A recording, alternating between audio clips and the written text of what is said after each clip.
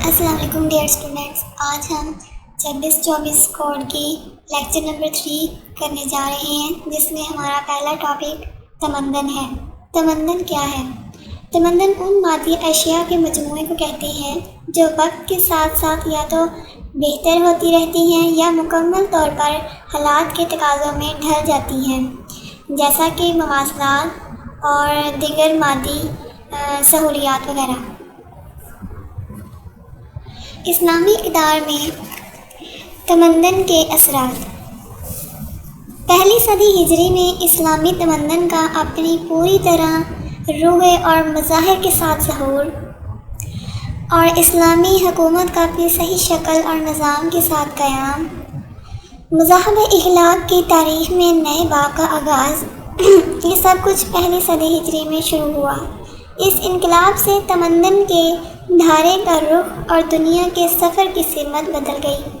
اسلام کی یہ عظیم الشان فتح جاہلیت کے لیے ایک ایسی آزمائش اور خطرہ بنی جس سے پہلے کبھی نہ ہوا تھا۔ اب ایک طرف ایسا تمدن تھا جس کے اصول غیر متبدل تھے، خوف خدا، احتیاط و ایمانت کی روح اس کے پورے نظام میں جاری و ساری تھی۔ یہاں پر اب دولت عزت کے مقابلے میں اخلاق پارسائی آ گئی تھی، لوگوں میں مساوات تھی، اگر کسی کو کسی پر ترجیح ہوتی تو صرف تقویٰ کی بنا پر۔ دوسری طرف وہ جاہلی طبعی تمدن تھا جس میں ظلم و ستم، طاقتور کمزور کے پیچھے پڑا رہتا تھا۔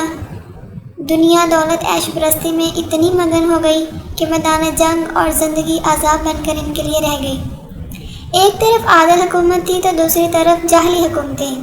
اب لوگوں کو اسلام میں کوئی رکاوٹ، اس کے قبول کرنے میں کوئی دشواری نہیں تھی۔ اب لوگوں کو پتہ چل گیا تھا کہ کس طرف ہماری زندگی آسان ہو سکتی ہے اور کس طرف رہنے سے ہماری زندگی بے سکون۔ تو جاہلیت میں کوئی ایسی ترجیح نظر نہیں آتی تھی کہ آدمی کو جو اسلام قبول کرنے پر کھونا پڑے، کیونکہ اب اسلام قبول کرنا اتنا آسان ہو گیا تھا کہ جس سے انسان کو نہ تو کچھ کھونا پڑتا تھا بلکہ سب کچھ حاصل ہو جاتا تھا۔ اسلامی تہذیب و تمدن میں تنزل و احتیاط کے سبب کہ کب اسلامی تہذیب و تمدن میں تنزلی آئی، اس کی سب سے بڑی وجہ ایک جہاد اور اجتہاد کا فقدان تھا، یعنی اسلامی حکومت پر جو فرد فائز ہو جائے اس کے لیے ذاتی اصلاح، تقویٰ اور عدل کے علاوہ جہاد و اجتہاد کی قابلیت کی بھی ضرورت ہوتی ہے۔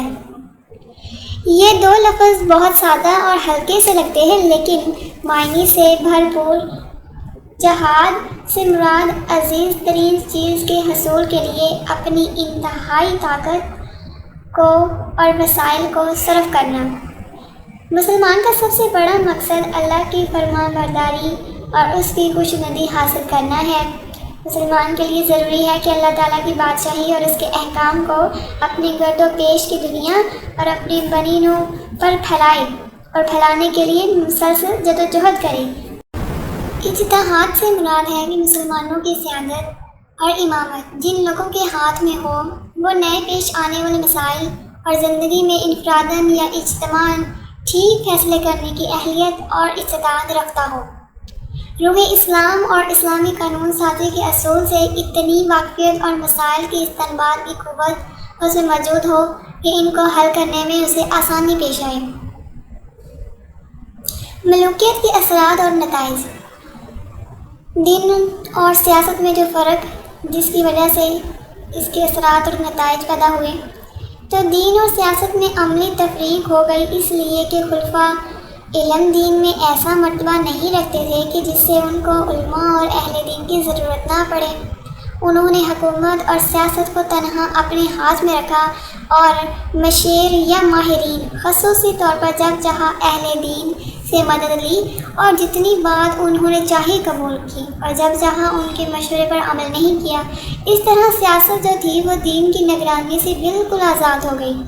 اب اہل دین کی صورت یہ تھی کہ یا تو وہ حکومت کے خلاف تھے یا سیاسی زندگی سے کنارہ کش ہو جاتے اور فوری انقلاب سے مایوس ہو کر انفراد کی اصلاح و تربیت کے کام میں مشغول ہو جاتے، اپنے ماحول کی خرابی کو دیکھ کر اس پر کھڑے رہتے اور اس پر دینی حیثیت سے سخت تنقید کرتے۔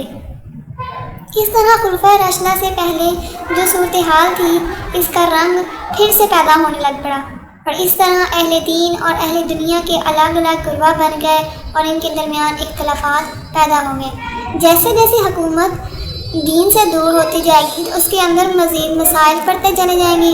اگر حکومت دین کو ساتھ لے کر چلے گی، دین کے مطابق اپنے فیصلے قوانین بنائے گی، تو پھر ہی زندگی میں سکون اور آرام پیدا ہو سکتا ہے۔ اخلاقی پست زوال۔ حکومت کے ارکان بذات خود خلفائے دین اور اخلاق کا کامل نمونہ نہیں تھے، یعنی جو حکومت کے ارکان ہیں خلفائے راشدین سے اگر ہٹ کر بات کی جائے تو باقی آنے والے تمام لوگ اگر دیکھے جائیں جنہوں نے حکومت سنبھالی تو وہ کامل نمونہ نہیں تھے، بلکہ ان میں بعض اشخاص میں تو جاہلی جراثیم ہی موجود تھے، اور اس طرح ان کی زندگی کا اثر قومی زندگی پر پڑتا رہا۔ لوگ عموماً انہی کے اخلاق اور عادات کی تنقید کرتے تھے۔ دین کی نگرانی ختم ہو چکی تھی، امر بالمعروف اور نہی عن المنکر کا زور ختم ہو چکا تھا، یعنی کچھ بھی تمیز نہیں تھی وہ جو اسلام نے سکھائی تھی کہ کیا چیز صحیح ہے اور کیا غلط ہے، اور کیا حرام ہے کیا حلال ہے، ہر چیز انہوں نے ختم کر دی تھی، اس کا زور بھی ختم ہو چکا۔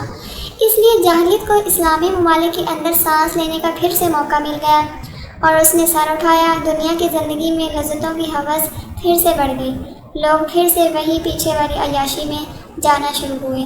تو کچھ لوگوں کی یہ ایک نااہلی تھی جن کی وجہ سے لوگ پھر سے جاہلیت میں جانے لگے، کیونکہ انہوں نے خود کو اسلام سے دور کرنا شروع کر دیا، اسلامی نظام سے دوری۔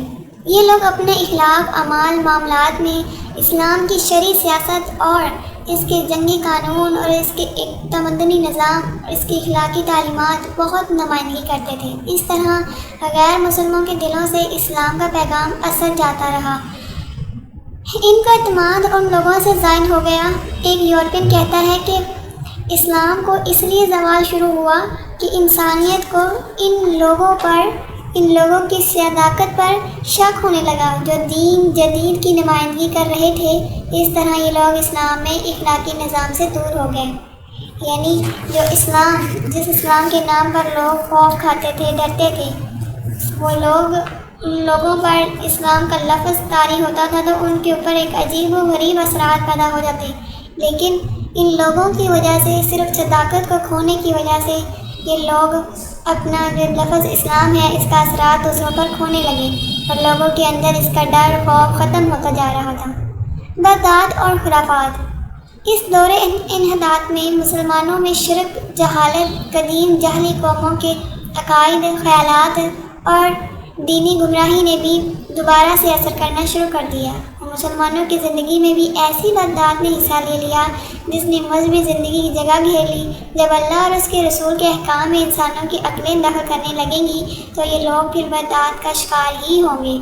تو مسلمانوں نے پھر سے خرافات میں، بدعات میں الجھنا شروع کر دیا۔ فکر اسلامی کی پختگی۔ 6 صدی عیسوی میں جب دنیا تیزی سے ہلاکت کے غار میں جا رہی تھی اور روئے زمین میں کوئی ایسی طاقت نہیں تھی کہ اس گری ہوئی انسانیت کا ہاتھ پکڑ سکے، تو اس وقت ہمارے نبی صلی اللہ علیہ وآلہ وسلم کی بعثت نے دنیا کو ایک ایسی جماعت کی قیادت عطا فرمائی جو آسمانی خطاب اور الہی شریعت کا قانون رکھتی ہے۔ اس جماعت کے وجود نے نوع انسانی کی مجموعی ہلاکت کے راستے فوری طور پر بند کر دیے اور انسانیت کو صدیوں تک ان کے لیے تمام فتنوں اور خطرات سے محفوظ کر دیا۔ جو عالم پر محیط تھے اس نے صحیح منزل کی طرف انسانوں کو لے کر بڑھنا شروع کر دیا، اور پھر اسلامی تہذیب اور تمدن نے فلاح پائی اور انسانوں کا مزاج، ذہن، قلب سب کچھ بدل گیا۔ قیادت کے بحران۔ مسلمانوں کی مادی اور اسباب قوت سے غفلت کوتاہی کی وجہ سے مغرب نے دنیا کی قیادت اپنے ہاتھ میں لے لی۔ اب یہ سب سے بڑی وجہ تھی کہ مسلمانوں نے اپنی حکومت کیوں کھوئی، کیونکہ وہ مادی پرستی، غفلت، کوتاہی ان کی سب سے بڑا وجہ بن گئی ہارنے کی، جس کی وجہ سے دوبارہ جاہلیت نے اپنے قدم جمانے شروع کیے۔ آج بھی انسانیت کے لیے روح حیات فقط اسلام اور اسلامی تہذیب و تمدن میں ہی ہے۔ شعوری تربیت۔ آج عالم اسلام کو نئے ایمان، نئے جوش کے ساتھ عالم انسانیت کی رہنمائی کرنا یہ عالم اسلام کا فرض ہے۔ کسی بھی طرح کی اصلاح اور کوئی معاشرے میں سیاسی انقلاب کی بیداری اور دینوں کی تیاری کے لیے بغیر وقوع پذیر نہیں آتا، یعنی ان کے اندر تبدیلی بغیر کوشش کیے نہیں آتی۔ اس لیے عالم اسلام کی بہت بڑی خدمات یہ ہے کہ صحیح شعور پیدا کیا جائے، ایسا شعور پیدا کرے جو کسی ظلم اور ناانصافی کو برداشت نہ کر سکے، جرم اس کی ناراضگی اور عتاب سے بچ نہ سکے، اپنی تمدنی، سیاسی، اجتماعی اور دینی مسائل معاملات میں ایک عاقل بالغ انسان کی طرح غور و فکر کرے، فیصلہ کرنے کی صلاحیت رکھتے ہیں۔ یہ آج ہمارے عالم اسلام کا فرض ہے کہ وہ لوگوں کی سب سے بڑی خدمت یہی ہے کہ ان کے اندر صحیح شعور پیدا کریں، انہیں صحیح اور غلط میں فرق کرنا سکھائیں، ظلم اور ناانصافی سے بچائیں۔ صنعتی اور جنگی تیاری عالم اسلام کو چونکہ اسلام کی اشاعت اور دنیا کی قیادت اور رہنمائی کا فرض ادا کرنا ہے، اس لیے ممتاز قوت اور تربیت میں مکمل تیاری کی بھی ضرورت ہے۔ عالم اسلام کو زندگی کے ہر شعبے میں مغرب کی اثرات سے بے نیاز ہونا پڑے گا۔ یہ سب سے زیادہ ضروری ہے کہ اگر عالم اسلام ترقی کرنا چاہتا ہے، دنیا پر پھر سے اپنا اثر روب جمانا چاہتا ہے، تو ضروری یہ ہے کہ مغرب کے اثرات جو ہیں اس سے بے نیاز ہو، اور وہ اس سطح پر ہو کہ اپنے لیے پہنے کھانے کا سامان کر سکے، اپنے لیے ہتھیار تیار کر سکے، اپنی زمین کے خزانے وہ خود برآمد کر سکے، اس سے فائدہ اٹھا سکے، اپنی حکومتوں کو اپنی دولت اور آدمیوں سے چلا سکے۔ جب تک عالم اسلام علم و سیاست، صنعت، تجارت میں مغرب کا محتاج رہے گا، مغرب اس کا خون ہمیشہ چوستا ہی رہے گا۔ یہ علمی اور صنعتی زندگی کا وہ شعبہ تھا جس کے بارے میں عالم اسلام نے عہد ماضی میں کوتاہی کی، اور اس کا انجام اب تک اتنا بڑا ہے ہمیں، جس سے دنیا میں تباہی اور غارت گری پھیل گئی۔ اب اگر اس موقع پر عالم اسلام نے علمی صنعتی تیاری اور اپنی زندگی کے معاملات میں پھر سے غفلت برتی تو پھر یہ دنیا تباہی کی طرف لوٹنا شروع ہو جائے گی۔ نئی علمی تنظیم عالم اسلام کے لیے ضروری ہے کہ علم کی اس طرح تنظیم جدید کریں کہ جو اس کی روح اور اس کے پیغام سے مطابقت رکھتی ہو۔ عالم اسلام نے قدیم دنیا پر اپنی علمی سیادت کا سکہ تو جمایا تھا، لیکن اگر ایران، ترکستان، ہندوستان والے کوئی کتاب لکھتے تو عربی میں ہمیشہ لکھا کرتے۔ ایک علمی تحریک جو عہد عباسی کے آغاز میں شروع ہوئی، اس میں یونان اور عجم کو شامل کیا گیا، تو اس میں علمی اور دینی حیثیت سے خامیاں پیدا ہوئیں۔ پھر یورپ کی ترقی عروج کا زمانہ آیا، اس نے قدیم نظام کو اپنے تجربات اور علمی تنقید سے ختم کرنے کی کوشش کی، اس کی جگہ تعلیم تدریس کا نیا نظام شروع کیا۔ دنیا نے پھر دوسری بار اس تعلیمی نظام کے سامنے ہتھیار ڈالنے شروع کر دیے، اور عالم اسلامی کو پھر قدرتی طور پر اس کے سامنے جھکنا پڑا۔ اس تعلیمی نظام کو اس کی خامیوں اور اس کی برائیوں کو ساتھ پھر سے قبول کر لیا، اور اس کا یہ اثر ہوا کہ مغربی اخلاق اور اسلامی اخلاق میں رسہ کشی ہونے لگی۔ اگر عالم اسلام کی یہ خواہش ہے کہ وہ نئے سرے سے اپنی زندگی شروع کریں تو صرف تعلیمی اور خود مختاری ہی نہیں بلکہ علمی لیڈرشپ بھی ضروری ہے ان کے لیے۔ اسلامی روحانی، صنعتی اور فوجی تیاری کے ساتھ عالم اسلام میں عروج حاصل بھی کرنا ہوگی اسے۔ عزیز طلبہ، ہمارا یہ چیپٹر کمپلیٹ ہوا۔ اگر آپ کو لیکچر سمجھ آتے ہیں تو نیکسٹ لیکچر کے لیے ضرور اس چینل کو سبسکرائب کریں۔ اللہ حافظ۔